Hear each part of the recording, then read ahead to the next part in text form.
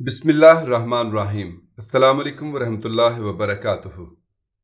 ایک بار کسی شخص نے حضرت جنید بغدادی رحمۃ اللہ علیہ سے صوفیہ کے کلام کے بارے میں سوال کیا تو آپ رحمۃ اللہ علیہ نے فرمایا صوفیہ تو کلام ہی نہیں کرتے۔ پھر جب اس شخص نے مشہور بزرگ حضرت عبداللہ بن خفیف رحمۃ اللہ علیہ سے حضرت جنید بغدادی رحمۃ اللہ علیہ کا حوالہ دیتے ہوئے یہی سوال کیا تو آپ رحمۃ اللہ علیہ نے فرمایا جو کچھ ابو القاسم یعنی جنید بغدادی نے کہا ہے وہی درست ہے۔ صوفی کو اندیکھی دنیا کے سوا کسی چیز سے غرض نہیں ہوتی، پھر جب اس کی زبان کھول دی جاتی ہے اور حق تعالیٰ اسے بولنے کی اجازت دیتا ہے تو وہ کلام کرتا ہے، ورنہ خاموش ہی رہتا ہے۔ فصاحت و بلاغت تو ان لوگوں کا حصہ ہے جو اس موضوع پر اصل کتابوں کی تعلیم حاصل کرتے ہیں اور انہیں زبانی یاد کر لیتے ہیں۔ مشہور روایت ہے کہ اکثر و بیشتر حضرت جنید بغدادی رحمۃ اللہ علیہ سے وعظ کے دوران یہ گزارش کی جاتی تھی کہ جو بات آپ نے ابھی کہی ہے اسے پھر سے دہرا دیں۔ جواب میں حضرت شیخ فرماتے یہ میرے لیے ممکن نہیں، وہ الفاظ تو اللہ تعالیٰ نے میرے منہ میں ڈال دیے تھے اور میری زبان کو گویائی عطا کر دی تھی۔ وہ الفاظ نہ کتابوں سے مجھے حاصل ہیں اور نہ کسی تعلیم سے، بلکہ وہ تو محض عطیہ خداوندی تھا۔ ایک دوسرے موقع پر حضرت جنید بغدادی رحمۃ اللہ علیہ سے درخواست کی گئی، شیخ ابھی کچھ دیر پہلے جو تقریر آپ نے کی ہے براہ کرم اس کا اعادہ فرما دیں۔ حضرت جنید بغدادی رحمۃ اللہ علیہ نے جواب میں فرمایا اگر وہ الفاظ میرے ہوتے تو میں تمہیں قلم بند کرا دیتا اور بار بار کی زحمت سے بچ جاتا۔ اور یہی ایک حقیقی صوفی کی شان ہے کہ وہ الہام کے ذریعے اپنا معافی الضمیر بیان کرتا ہے۔ ایک بار حضرت جنید بغدادی رحمۃ اللہ علیہ کی مجلس واعظ میں 40 افراد موجود تھے۔ آپ کے بیان کی اثر انگیزی جب اپنی انتہا کو پہنچی تو حاضرین میں سے 22 افراد بے ہوش ہو گئے۔ باقی افراد خاموش بیٹھے رہے مگر آتش معرفت سے ان کے سینے جلنے لگے۔ پھر یہی جلتا ہوا غبار ان کی آنکھوں سے آنسو بن کر بہنے لگا۔ بے ہوش افراد میں سے کئی صاحبان دل کی یہ حالت ہو گئی کہ وہ اپنی جانوں سے گزر گئے۔ اپنی مجلس واعظ کا یہ حال دیکھ کر حضرت جنید بغدادی رحمۃ اللہ علیہ نے واعظ گوئی ترک کر دی۔ پھر جب اہل ذوق حضرات نے اصرار کیا تو حضرت جنید بغدادی رحمۃ اللہ علیہ نے فرمایا میں اپنی ہی تقریروں کے ذریعے خود کو ہلاکت میں ڈالنا پسند نہیں کرتا۔ حضرت جنید بغدادی رحمۃ اللہ علیہ کے اس اعلان کے بعد صاحبان دل کی صفوں میں گہری اداسی چھا گئی۔ پھر ایک دن اہل بغداد نے دیکھا کہ حضرت شیخ جنید دوبارہ ممبر پر جلوہ افروز ہوئے۔ آپ نے ایسی اثر انگیز تقریر کی کہ لوگوں کے دل پگھلنے لگے اور آنکھیں دجلہ افراد کا منظر پیش کرنے لگیں۔ تقریر ختم ہونے کے بعد کچھ قریبی دوستوں نے عرض کیا کہ اچانک اس تبدیلی کا سبب کیا ہے؟ جواب میں حضرت جنید بغدادی رحمۃ اللہ علیہ نے فرمایا میں نے اپنے آقا حضور اکرم صلی اللہ علیہ وآلہ وسلم کی ایک حدیث مبارک دیکھی ہے جس میں ارشاد فرمایا گیا ہے کہ مخلوق میں سے بدترین شخص مخلوق کا کفیل بن کر ہدایت کا راستہ دکھائے گا۔ چنانچہ میں نے اپنے آپ کو بدترین مخلوق تصور کر لیا ہے اور اسی لیے دوبارہ واعظ گوئی شروع کر دی ہے۔ حدیث رسول اللہ صلی اللہ علیہ وآلہ وسلم کا حقیقی مفہوم یہ ہے کہ مسلمان تقریر کے بجائے اپنے عمل سے اہل دنیا کو اسلام کی ترغیب دیتا ہے۔ حضرت جنید بغدادی رحمۃ اللہ علیہ کا خود کو بدترین مخلوق قرار دینا عجز و انکسار کی دلیل ہے اور اسی کا نام نفس کشی ہے۔ حضرت شیخ رویم رحمۃ اللہ علیہ حضرت جنید بغدادی رحمۃ اللہ علیہ کے گہرے دوست تھے۔ ایک بار شیخ رویم رحمۃ اللہ علیہ کہیں جا رہے تھے کہ انہیں ایک بڑھیا ملی۔ ضعیف خاتون نے شیخ رویم کو روک کر کہا تم سے ایک ضروری کام ہے، اگر تم اسے تکمیل تک پہنچا سکو تو بیان کروں۔ حضرت شیخ رویم رحمۃ اللہ علیہ نے وعدہ کر لیا۔ پھر اس ضعیف خاتون نے کہا اگر تم شیخ جنید کی مجلس میں جاؤ تو ان سے کہنا کہ تمہیں عوام کے سامنے ذکر الہی کرتے ہوئے شرم نہیں آتی۔ جب شیخ رویم رحمۃ اللہ علیہ نے بوڑھی عورت کی یہ الفاظ دہرائے تو حضرت جنید بغدادی رحمۃ اللہ علیہ نے فرمایا میں عوام کے سامنے حق تعالیٰ کا ذکر اس لیے کرتا ہوں کہ دنیا میں کسی سے بھی اس کے ذکر کا حق ادا نہیں ہو سکتا۔ ایک بار حضرت جنید بغدادی رحمۃ اللہ علیہ واعظ فرما رہے تھے۔ پھر جب آپ رحمۃ اللہ علیہ کی تقریب ختم ہو گئی تو ایک شخص اپنی نشست پر کھڑے ہو کر عرض کرنے لگا شیخ آپ کی باتیں میرے فہم و ادراک سے بالا تر ہیں۔ جواب میں حضرت جنید بغدادی رحمۃ اللہ علیہ نے فرمایا اپنی 70 سال کی عبادت قدموں کے نیچے رکھ کر سرنگوں ہو جا، پھر اگر میری باتیں تیری سمجھ میں نہ آئیں تو یقیناً میرا ہی قصور ہوگا۔ ایک بار کسی شخص نے آپ کے واعظ کی تعریف کرتے ہوئے کہا شیخ آپ کی تقریر بے مثال ہے۔ حضرت جنید بغدادی رحمۃ اللہ علیہ نے حاضرین مجلس کو مخاطب کرتے ہوئے فرمایا دراصل یہ شخص اللہ تعالیٰ کی قدرت و صناعی کی تعریف کر رہا ہے کہ اسی کی ذات پاک نے جنید کے دل و دماغ کو کشادہ کیا ہے اور اس نے یہ تاثیر زباں بخشی ہے۔ دنیا بھر میں ایک عجیب شہرت رکھنے والے بزرگ حضرت منصور حلاج رحمۃ اللہ علیہ بھی حضرت جنید بغدادی رحمۃ اللہ علیہ کے شاگرد تھے۔ آپ پہلے حضرت عمرو بن عثمان رحمۃ اللہ علیہ کی صحبت میں رہا کرتے تھے۔ پھر جب کیف و جذب کا غلبہ بڑھا تو حضرت منصور حلاج رحمۃ اللہ علیہ اپنے پیر و مرشد سے دل برداشتہ ہو کر حضرت جنید بغدادی رحمۃ اللہ علیہ کے آستانہ عالیہ پر حاضر ہوئے اور عرض کیا، میری دل برداشتگی کا سبب یہ ہے کہ بندہ اپنی ہوشیاری و مستی کی وجہ سے ہمہ وقت صفات الہی میں فنا نہیں رہ سکتا۔ حضرت منصور حلاج رحمۃ اللہ علیہ کی بات سن کر حضرت جنید بغدادی رحمۃ اللہ علیہ نے فرمایا، حسین تم نے ہوشیاری اور مستی کا مفہوم سمجھنے میں غلطی کی ہے۔ اور پھر جب منصور حلاج رحمۃ اللہ علیہ دار درسن کے مرحلے سے گزرے تو یہ بات ثابت ہو گئی کہ حضرت جنید بغدادی رحمۃ اللہ علیہ کا قول مبارک ہی درست تھا۔ آپ فرمایا کرتے تھے کہ ایک بار میرا قلب کہیں گم ہو گیا، میں نے خالق کائنات کے حضور دعا کی، اے قادر مطلق مجھے میرا کھویا ہوا دل لوٹا دے۔ کئی دن تک میں اسی طرح گریہ وزاری کرتا رہا۔ پھر ایک روز صدائے غیب سنائی دی، ہم نے تمہارا قلب اس لیے لیا ہے کہ تم ہماری معیت میں رہو، مگر تم قلب کی واپسی چاہتے ہو کہ غیروں کی طرف متوجہ ہو جاؤ۔ ایک دن حضرت جنید بغدادی رحمۃ اللہ علیہ کی مجلس عرفان آراستہ تھی۔ ایک شخص نے آپ کے شاگرد حضرت شیخ ابو بکر شبلی کا قول دہرایا، اگر مجھے جنت اور دوزخ کے حصول پر اختیار دیا جائے تو میں جہنم کو اس لیے اختیار کروں گا کہ جنت میری پسندیدہ شے ہے اور دوزخ حق تعالیٰ کی، لہٰذا دوست کی پسندیدہ شے کو پسند نہ کرنے والا دوست نہیں ہو سکتا۔ اپنے شاگرد کا یہ قول سن کر حضرت جنید بغدادی رحمۃ اللہ علیہ نے فرمایا، میں تو بندہ ہونے کی حیثیت سے صاحب اختیار ہونے کا دعویٰ نہیں کر سکتا، اس لیے وہ مجھے جہاں بھی بھیج دے گا اس کا شکر ادا کروں گا۔ ایک بار حضرت جنید بغدادی رحمۃ اللہ علیہ کے پاؤں میں شدید درد اٹھا۔ اب بہت دیر تک اس درد کو برداشت کرتے رہے، مگر جب تکلیف حد سے زیادہ بڑھ گئی تو حضرت جنید بغدادی رحمۃ اللہ علیہ نے سورہ فاتحہ پڑھ کر اپنے پاؤں پر دم کر دیا۔ دیکھتے ہی دیکھتے درد غائب ہو گیا اور آپ رحمۃ اللہ علیہ نے سکون کا سانس لیا۔ ناگہاں ایک صدائے غیب سنائی دی، جنید تجھے اس بات پر ندامت نہیں ہوئی کہ تو نے اپنے نفس کی خاطر ہمارے کلام کو استعمال کیا؟ یہ سنتے ہی حضرت جنید بغدادی رحمۃ اللہ علیہ کا پورا جسم خوف سے لرزنے لگا اور آپ پر اس قدر ندامت طاری ہوئی کہ بہت دنوں تک اس واقعے کو یاد کر کر کے روتے رہے۔ حضرت جنید بغدادی سنت نبوی صلی اللہ علیہ وآلہ وسلم پر عمل کرتے ہوئے رات کے ایک حصے میں سویا کرتے تھے۔ بعض بزرگ شب بیداری کو صوفیہ کی معراج سمجھتے تھے۔ اس خیال کے پیش نظر اس زمانے کے مشہور بزرگ حضرت سہل تستری رحمۃ اللہ علیہ نے حضرت جنید بغدادی رحمۃ اللہ علیہ کو ایک خط لکھا جس میں تحریر تھا، خواب غفلت سے بچو، اس لیے کہ سونے والا اپنا مقصد حاصل نہیں کر سکتا، جیسا کہ باری تعالیٰ نے حضرت داؤد علیہ السلام کو وحی کے ذریعے آگاہ کرتے ہوئے فرمایا تھا، جو ہماری محبت کا دعوے دار ہو کر راتوں کو سوتا ہے وہ جھوٹا ہے۔ حضرت سہل تستری رحمۃ اللہ علیہ کے اس خط کے جواب میں حضرت جنید بغدادی رحمۃ اللہ علیہ نے تحریر فرمایا، میرے عزیز بھائی، یہ حکم خاص انبیاء کرام علیہم السلام کے لیے تو ہو سکتا ہے، مگر ایک بات یاد رکھو کہ اللہ تعالیٰ کی راہ میں بیدار رہنا ہمارا ذاتی فعل ہے، جس کے برعکس ہمارے سونے کا تعلق اللہ کے فعل سے ہے، اور اللہ کا فعل انسانوں کے فعل سے بدرجہ بہتر ہے، جیسا کہ اس کائنات کے پیدا کرنے والے نے اپنے کلام مقدس میں فرمایا ہے، نیند ایک بخشش ہے اللہ کی جانب سے اپنے دوستوں پر۔ انہی حضرت سہل تستری رحمۃ اللہ علیہ سے کسی شخص نے پوچھا، آپ کے نزدیک حضرت جنید بغدادی رحمۃ اللہ علیہ کا عارفانہ مقام کیا ہے؟ تذکرۃ الاولیاء میں حضرت شیخ فرید الدین عطار کی روایت ہے کہ مطابق حضرت سہل تستری رحمۃ اللہ علیہ نے فرمایا، صوفیہ میں جنید کا مرتبہ سب سے عرفہ والا ہے۔ وہ آدم علیہ السلام کی طرح عبادت تو کرتے تھے مگر راہ طریقت کی مشقت برداشت نہیں کر سکتے تھے۔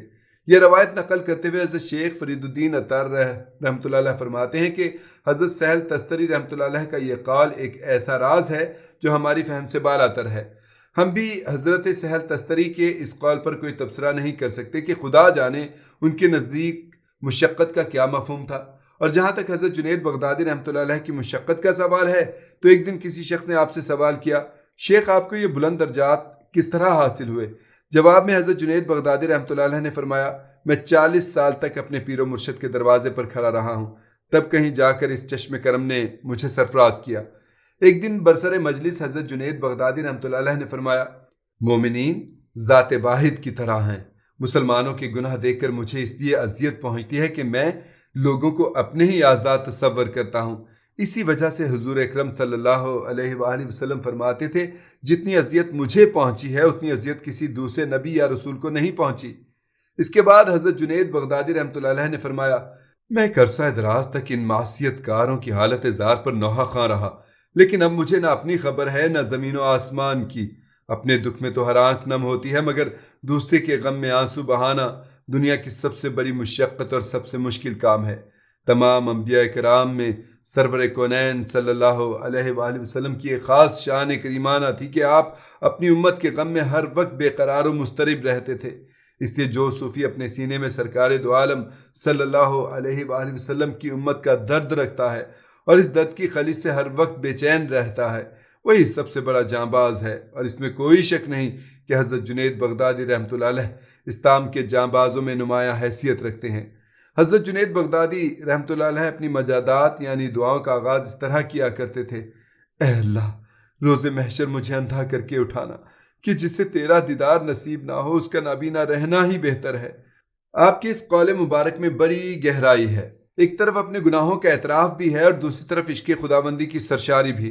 حضرت جنید بغدادی رحمۃ اللہ علیہ فرمایا کرتے تھے: جب میں اس حقیقت سے آگاہ ہوا کہ کلام وہ ہے جو دل سے ہو تو میں نے 30 سال کی نمازیں دوبارہ پڑھیں۔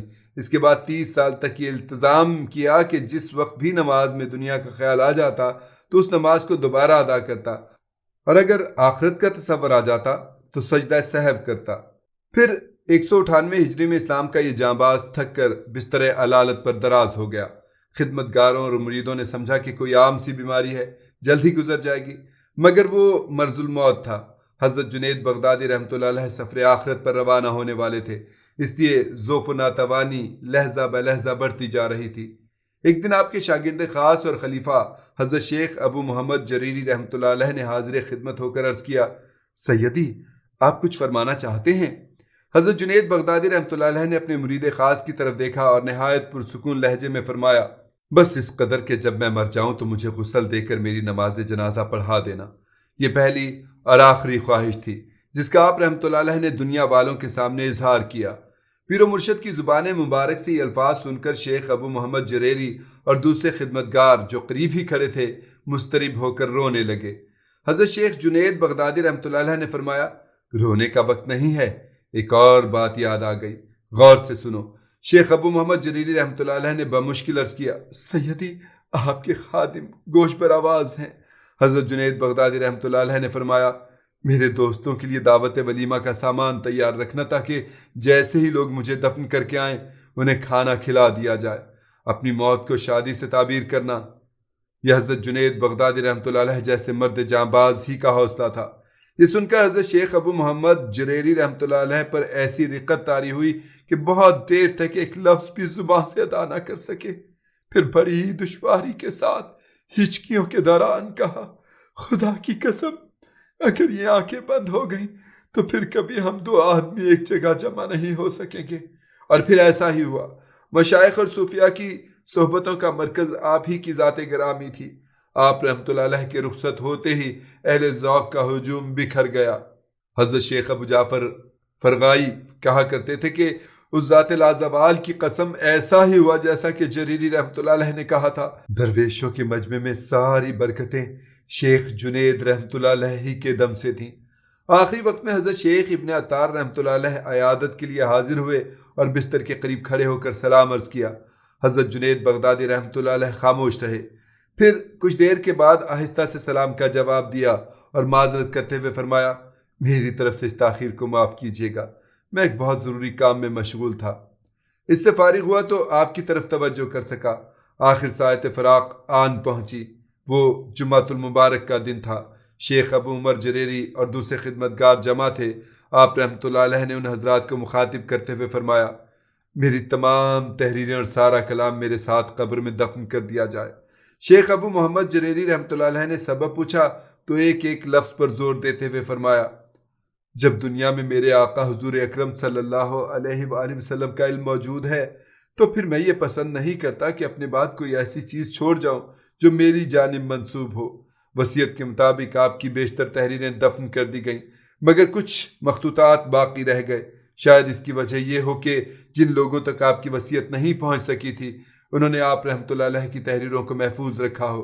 حضرت جنید بغدادی رحمۃ اللہ علیہ نے وصال سے پہلے پورا قرآن پاک ختم کیا اور جب دوبارہ تلاوت شروع کی تو ابو محمد جریری رحمۃ اللہ علیہ نے عرض کیا: سیدی، ضعف و ناتوانی کا یہ عالم ہے اور آپ برابر تلاوت کیے جا رہے ہیں۔ یہ سن کر حضرت جنید بغدادی رحمۃ اللہ علیہ نے فرمایا: ابو محمد، مجھ سے زیادہ تلاوت قرآن کا حقدار کون ہو سکتا ہے؟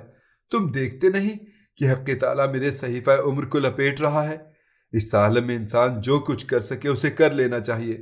جب سورہ بقرہ کی 70ویں آیت پر پہنچے تو ایک لمحے کے لیے ٹھہر گئے، پھر آپ رحمۃ اللہ علیہ نے کسی قدر بلند آواز میں بسم اللہ الرحمن الرحیم پڑھی اور شہباز معرفت کی روح آسمانوں کی طرف پرواز کر گئی۔ ان للہ و انا الیہ راجعون۔ دریائے دجلہ کے مغرب میں واقع شنیزیا کے قبرستان میں اپنے مرشد حضرت سری سختی رحمۃ اللہ علیہ کے قریب آسودہ خاک ہوئے۔ آپ رحمۃ اللہ علیہ کے خلیفہ شیخ ابو محمد جریری رحمۃ اللہ علیہ کا بیان ہے کہ حضرت شیخ جنید بغدادی رحمۃ اللہ علیہ کے پڑوس میں ایک گھوڑا تھا جس پر ایک مجنون شخص پڑا رہتا تھا۔ جب آپ کا جنازہ اٹھا تو وہ مجنون بھی قبرستان پہنچا اور اپنے ہاتھوں سے حضرت جنید بغدادی رحمۃ اللہ علیہ کو مٹی دی۔ پھر جب لوگ واپس آنے لگے تو وہ مجنون ایک ٹیلے پر چڑھ گیا اور مجھے مخاطب کر کے کہنے لگا، ابو محمد، کیا تمہارا خیال ہے کہ اپنے سردار کو کھو دینے کے بعد میں دوبارہ اس گھوڑے پر واپس جاؤں گا؟ یہ کہہ کر اس مجنون نے بڑے پرسوز لہجے میں کچھ اشعار پڑھے۔ ہائے افسوس ان لوگوں کے فراق میں جو ہدایت کا چراغ تھے اور شیطان کے حملوں سے بچنے کے لیے قلعہ تھے اور شہد تھے اور ابر تھے اور پہاڑ تھے اور نیکی تھے اور امن تھے اور سکون تھے۔ ہمارے لیے زمانے میں کوئی انقلاب نہیں ہوا یہاں تک کہ موت نے ان کی زندگی ختم کر دی۔ اب ساری چنگاریاں ہمارے دل میں ہیں اور تمام چشمے ہماری آنکھوں میں ہیں۔ یہ اشعار پڑھتے ہی وہ ایک طرف بھاگ کھڑا ہوا۔ پھر اس کے بعد کسی شخص نے اس مجنون کی صورت نہیں دیکھی۔ کسی بزرگ نے آپ رحمۃ اللہ علیہ کو خواب میں دیکھ کر پوچھا، جب منکر نکیر قبر میں آئے تو آپ نے کیا جواب دیا؟ حضرت جنید بغدادی رحمۃ اللہ علیہ نے فرمایا، جب فرشتوں نے مجھ سے پوچھا کہ تیرا رب کون ہے تو میں نے کہا، جب میں روز ازل میں شہنشاہ کے حضور میں عرض کر چکا ہوں کہ تو ہی میرا رب ہے تو پھر غلاموں کو کیا جواب دوں؟ میری بات سنتے ہی فرشتے یہ کہتے ہوئے چلے گئے کہ ابھی تک اس پر محبت کا نشہ طاری ہے۔ حضرت شیخ ابو محمد جریری رحمۃ اللہ علیہ نے خواب میں دیکھا تو عرض کیا، سیدی، حق تعالیٰ نے آپ کے ساتھ کیا معاملہ فرمایا؟ اللہ کی رحمت کے سوا کچھ کام نہیں آیا، ساری عبادتیں، ساری ریاضتیں رائے گا گئیں۔ حضرت جنید بغدادی رحمۃ اللہ علیہ نے فرمایا، بس وہ 2 رکعتیں شمار کی گئی جو میں آدھی رات کو پڑھا کرتا تھا، باقی تمام معیارات اور قیاسات بیکار ثابت ہوئے۔ ایک دن حضرت شیخ ابو بکر شبلی رحمۃ اللہ علیہ پیر و مرشد کے مزار مبارک پر حاضر تھے۔ کسی شخص نے کوئی مسئلہ پوچھا تو آپ رحمۃ اللہ علیہ نے حضرت جنید بغدادی رحمۃ اللہ علیہ کی قبر کی طرف اشارہ کرتے ہوئے فرمایا، اولیاء اللہ کی زندگی اور موت یکساں ہوتی ہے، میں مرنے کے بعد بھی پیر و مرشد سے اتنی ہی حیا رکھتا ہوں جتنی آپ کی زندگی میں تھی۔